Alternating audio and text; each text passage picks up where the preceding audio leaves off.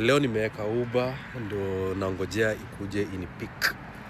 Uber yangu I think ndio hii inakuja. Inatokea kwa kona. That's my Uber. It's right here. Ni Uber imekuja kunipick.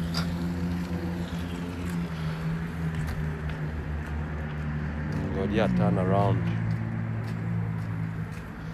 Yeah, Uber ina turn around. Kuje kunipick. Uber imekuwa expensive hapa America. Ukifanya Uber unaunda pesa mzuri. Na hapa Minnesota watu wanafanya Uber sana ni Wakisii. Unaweza pata hao ni kamkisika kwa hapo ndani. Kanapiga Uber. Acha niingie ndani guys. Tutaona na sawa.